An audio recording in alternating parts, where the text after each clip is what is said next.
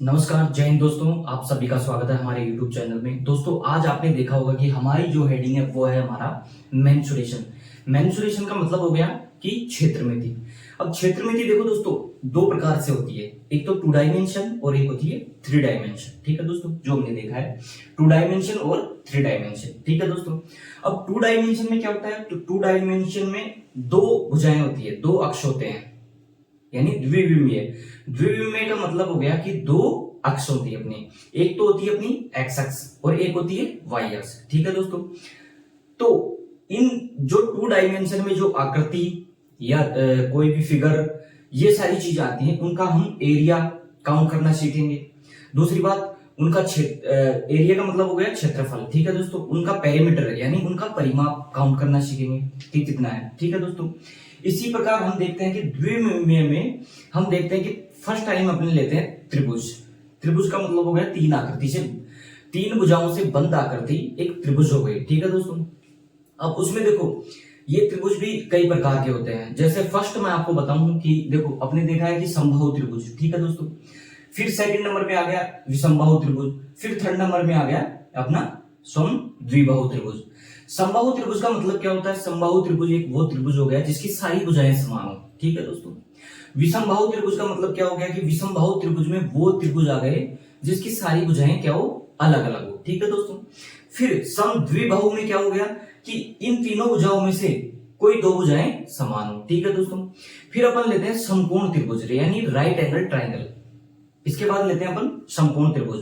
समकोण त्रिभुज का मतलब क्या हो गया कि उसका जो एक कोण होता है यानी एक एंगल उसका 90 डिग्री होता है। ठीक है दोस्तों, और 90 डिग्री के जो सामने वाली भुजा होती है वो हमारे क्या होती है, कर्ण भुजा होती है, यानी उसे कहते हैं अपन हाइपोटेनस। ठीक है दोस्तों, और जो बाकी दो भुजाएं होते हैं उसमें जो बेस होता है वो नीचे का होता है, बेस यानी आधार भुजा हो गई, और जो परपेंडिकुलर हो गई लंब भुजा हो गई। ठीक है दोस्तों, अगर हम इसके जो पैरामीटर की बात करें यानी परिमाप की बात करें, तो जो समकोण त्रिभुज होता है, राइट एंगल ट्राइंगल होता है, उसके पैरामीटर की बात करें तो पैरामीटर उसका क्या होगा, तीनों भुजाओं का यदि योग कर दिया अपन ने तो उसका वो पैरामीटर हो गया। ठीक है दोस्तों, अगर इसके क्षेत्रफल की बात करें अपन, इसके क्षेत्रफल की बात करें तो 1/2 आधार गुणा ऊंचाई इसका क्षेत्रफल हो गया। ठीक है दोस्तों, फिर यानी वही हो गया कि 1/2 बेस इंटू हाइट हो गई। ठीक है दोस्तों, ये हो गई हमारी त्रिभुज की कहानी।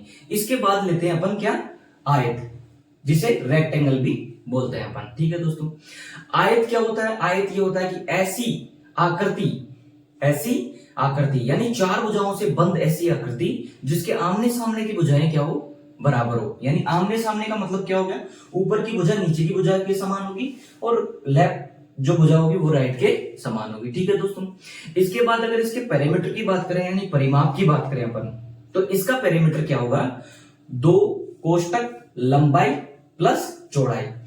लंबाई क्या होगी, जो ऊपर की भुजा होगी और नीचे की भुजा होगी उनमें से किसी एक की लंबाई होगी। ठीक है, ऊंचाई क्या होगी, ऊंचाई जो इसके ऊपर की भुजा है वो ऊंचाई होगी। ठीक है दोस्तों, उन दोनों का योग करके यदि 2 से मल्टीप्लाई कर दिया जाए तो उसका पैरामीटर आ जाएगा। ठीक है दोस्तों, अगर इसके क्षेत्रफल की बात करें तो इसका क्षेत्रफल होगा आधार गुना ऊंचाई। ठीक है दोस्तों, ऊंचाई जो हमने बताई थी और आधार ये आपने देखी। ठीक है दोस्तों, फिर उसके बाद लेते हैं अपन वर्ग।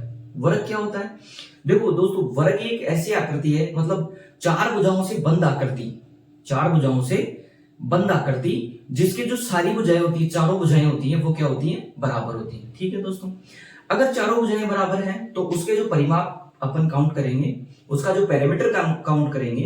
पैरामीटर का मतलब क्या हो गया कि उसकी चारों भुजाएं बराबर हैं तो किसी एक साइड को लेके यानी एक भुजा को लेके अपन उसको 4 से मल्टीप्लाई करते हैं। ठीक है दोस्तों, तो उसका क्या हो गया, ये अपना पास इसका पैरामीटर आ गया। ठीक है दोस्तों, अगर इसके एरिया की बात करें यानी क्षेत्रफल की बात करें तो क्षेत्रफल क्या होगा, उसके भुजा का स्क्वायर कर दो। ठीक है दोस्तों, यानी भुजा मल्टीप्लाई भुजा यानी साइड मल्टीप्लाई साइड के लिए, तो भुजा गुना भुजा कर दिया अपन ने, तो इसमें क्या आ गया, इसका जो वर्ग का जो एरिया आ गया। ठीक है दोस्तों, देखो एक कंडीशन जो मैंने आपको स्क्वायर बताया यानी वर्ग बताया और जो आपको मैंने रेक्टेंगल बताया यानी आयत बताया, उसमें देखो एक कॉमन क्या चीज है, कॉमन ये चीज है कि जो एक वर्ग होता है, जो एक स्क्वायर होता है वो एक रेक्टेंगल हो सकता है, यानी एक वर्ग एक आयत हो सकता है, बट कोई भी आयत एक वर्ग नहीं होगा। ओके दोस्तों, इसके बाद हमारी आकृति आती है वृत्त। वृत्त यानी सर्किल।